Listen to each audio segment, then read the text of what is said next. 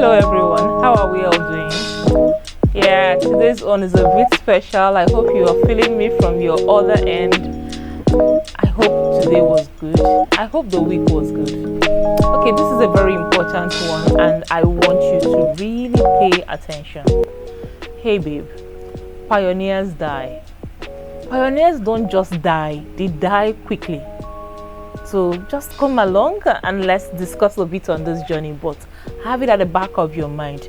People who pioneer, they have a shorter lifespan, generally speaking. So the first thing I would like to do is just define who are pioneers. What am I talking about when I talk about pioneers?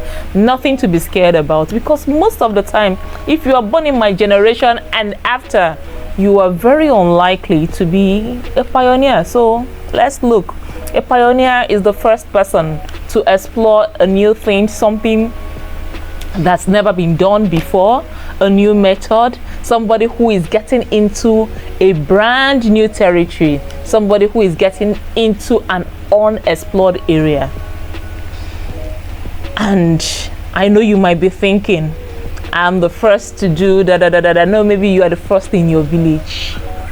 Maybe you are the first in your locality. Very unlikely are you the first, because pioneers die. If you were a pioneer, you would have felt the effect of being a pioneer. So there was this interesting movie I watched called Edge of Tomorrow.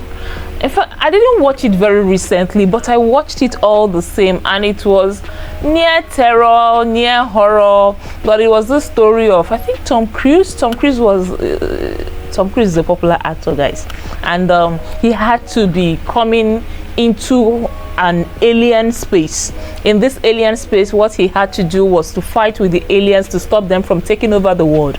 But guess what? Every time he went with this team of other military guys to go take over the territory, something would happen and everybody would die.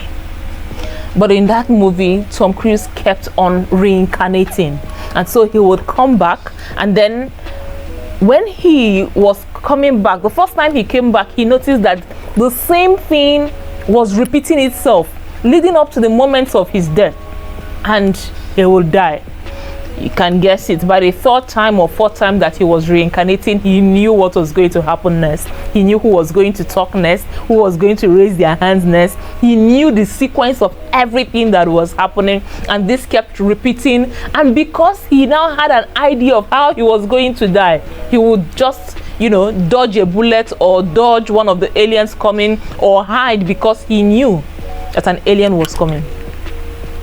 Yeah, I know I'm not a very good movie narrator, but you get my point. He kept on coming back, and every time he came back, he moved a step closer to stopping the aliens from taking over the world. Yeah, that's the whole gist of the movie. He made more advances in stopping aliens from taking over the world each time he came, and he was building on the strength of his experience. He was building on the strength of his last visit.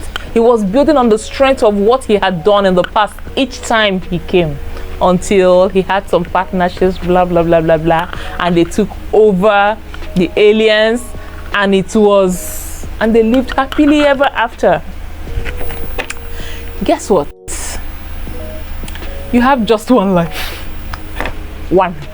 You have one time to do it. You have one time. If you are cut short, you have been cut short. It's all over. There is no repeat game.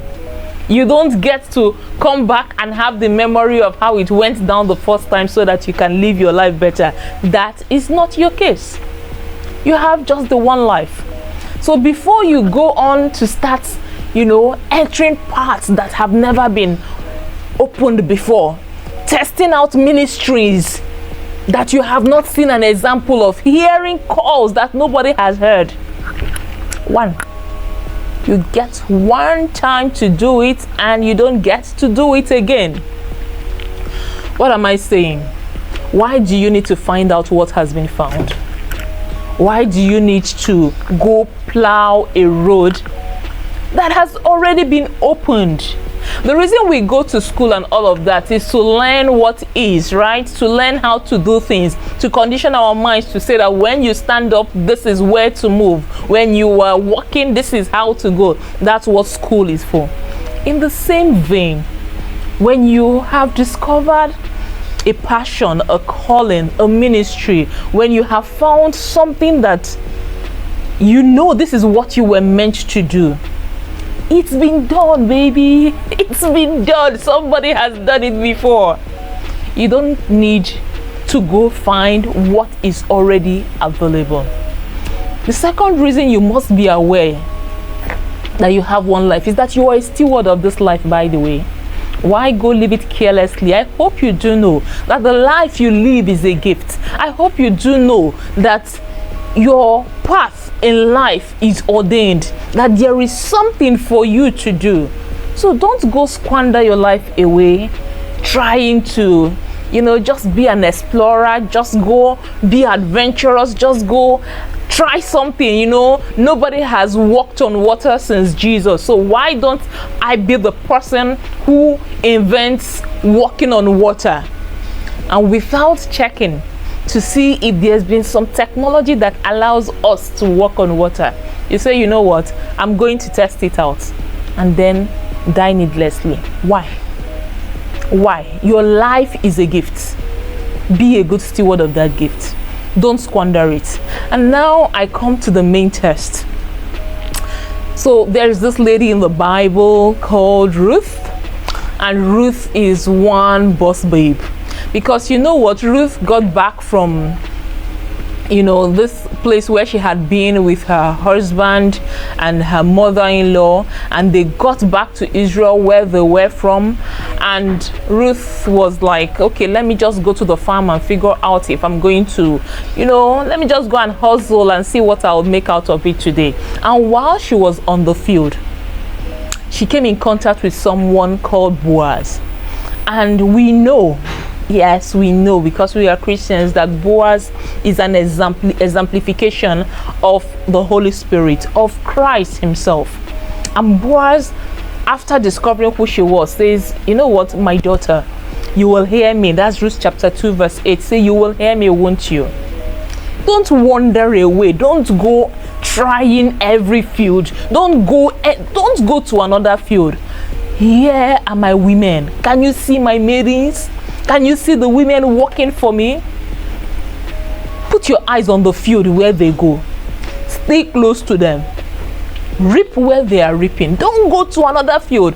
These women, they are my women. You see, just follow them. Just if you reap on the field where they reap, I have asked my people to protect you. I have asked my people to make sure that you have materials to reap. But don't go far. Don't go discover something that has been discovered. If you remember that story very well, you would agree with me that Ruth followed the young women, but Ruth did not remain with the young women forever. Ruth eventually became Boaz's wife.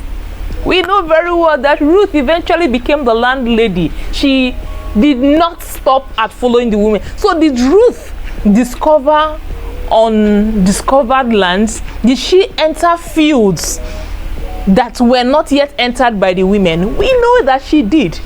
But before she entered those fields, first she walked with the women. She stayed beside them. She looked at what they were doing and she modeled what they were doing. It was only after she modeled what they were doing that she had the understanding and the insight to progress by going after Boaz. Do you get that? So, one of the things we must note clearly is that there is someone who has attempted your plots. There is someone who has attempted what you are doing. You cannot be the first. Back then in the Bible ages, it was said that there is nothing new under the sun. So what makes you think that there is nobody at all who you can model after? Why do the most difficult thing of trying to invent something that has been invented? Someone has done it I am telling you the easy way.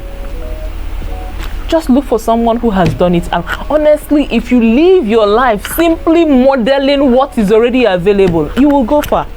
And you will have insight from where to now discover something that is a bit new, something that is like a mix of 2 or 3 things other people have done, and then we can say, oh, you were a pioneer. But not necessarily, you really were not. Look around you. Look around you. There are people who have done what you are doing. Just ask yourself, what exactly do I feel led to do? What exactly is this passion? What is this seed in me? What is this longing? What does it look like?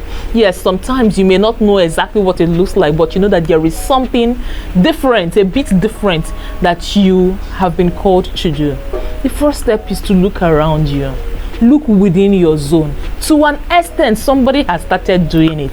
To an extent, somebody has attempted it. It may not be working as well as it should, but to a level, if you look around you, if you can't find it around you, maybe you haven't really defined what it is you want to do. Check out the Bible.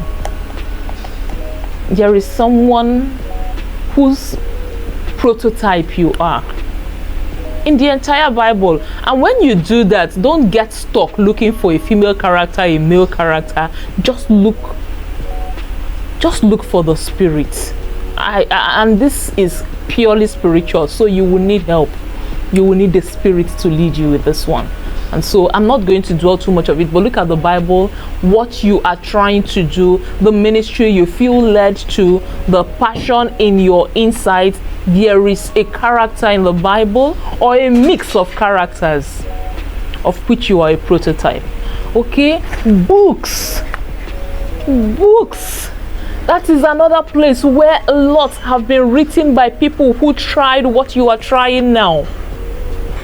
I think Jim Rohn, yes, I think it was Jim Rohn, who was saying, do you know that everything that has been invented, anything that can be invented has already been attempted? And do you know that there is a book in which it is written somewhere and people will not read? People who can read will not read. What are you thinking about? Honestly, I know we all have this saying about Africans, and that if you want to hide something from an African man, oh, you keep it hidden in a book. But if you want to go through a path and you are not sure, go browse and be a lover of books. Okay? And then there are other resources. There are materials on YouTube. There are things that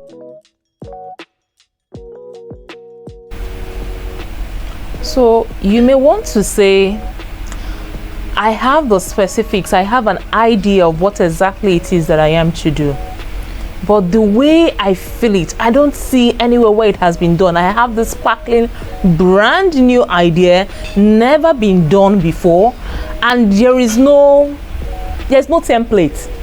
I can't find anybody who has done what I want to do before. What do you do? Pause. That's the first thing I'm going to say. Stop and do a bit more research. It is very rare to say that there is no template. There is never ever a place where it has been done before. I'm going to ask you to just wait, and I'm going to tell you places in the Bible where God said to somebody, this is exactly what I want you to do, and when there was a doubt on the person's heart, there were pointers. And so say God is asking you to do something, say the Spirit is leading you in a particular way. Let me tell you what happened when the Spirit was telling Mary, right? An angel was telling Mary, you are going to be the mother of Jesus. You are going to be the mother of God. Never done before. Brand new, no template, no reference, never ever done before. Now, Mary couldn't have done that on her own. There had to be some earthly representation of what she wanted to do. And so Mary had questions. She was like, oh no, how is this going to happen? I haven't. And Angel Gabriel said something. he said a lot of things, but one of the things he said is like, now see, Elizabeth, your cousin, whom people thought could not give birth at an old age. What was he trying to tell Mary? This is a template of a strange happening. It's possible that in your life you haven't seen something out of the ordinary, you haven't seen something extra. Now here is somebody related to you who is going through something you would call strange. And so Mary went visiting with Elizabeth, and we know there's a whole lot that happened that this video cannot contain, but there is always some semblance. And so explore some more, ask questions, gather facts, look for similarities. There has to be. Trust me, and if the Spirit is truly leading you to something extraordinary, the same Spirit will point out to you. Just like Boaz was telling Ruth, look, my woman, check out my women. Keep your eyes on the field where they are walking on. All right, and then there are some times that this is something that you are going to pioneer yourself. You are going to be the first. See, the thing about pioneers, why pioneers die, right, is because this mountain has not been gone. Nobody has gone through this path before, and so they don't have an idea of where the serpents are. They don't have an idea of where snakes are. They don't have an idea of where terrors are, and so they go in, and because they are the first guys that brought Christianity to Africa, they died. They all died. In fact, the second guys that came after them died. Okay, until people started wondering, what were they dying from? The ones that died over the sea, could we be a bit more prepared? The ones that died of malaria, could we be ready for this? And a lot more died.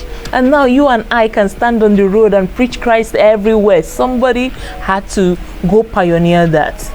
And so if there is this new path and you are the one, to bear the brunt, you are this new Mother Teresa, you are the one who is going to emblazon the path. You know that this is what you have been called to do. You are going to, this is the mountain on which everything is going to fall and die. There are some things that you want to do. As far as people have already made a path, walk that path. Let your sacrifice mean something. Don't go and waste your time, waste your career or your ministry without, and do what has already been done. The sacrifice would not count. And so try and put it in such a way that what has been done, you take advantage of it. It's like you are going to an untarred road or a road where there is no path. You walk on the path, you hop on a bus up to the point where the bus can stop, right? And if there's a camel, you jump on the camel up to the point where the camel can stop, and then you now start walking in paths that there is nothing else to say. I hope you understand my analogy, because I'm a master of analogy. This is what I do. Okay, so but try and occupy spaces that have already been occupied before you start advancing, and have someone to tell your story. Because sis, I don't see a scenario where you come out unscathed. You are going to have injuries. You must know it. But I believe that if you are graced and you know that this is what you have been called to do, you will be graced to wear those injuries. But the first people who began to push for women to speak, they had bad names. They were called names. They were cast out of society. Hey, some of them were killed just so that you and I can enjoy it. Okay, so have some. All right, bye.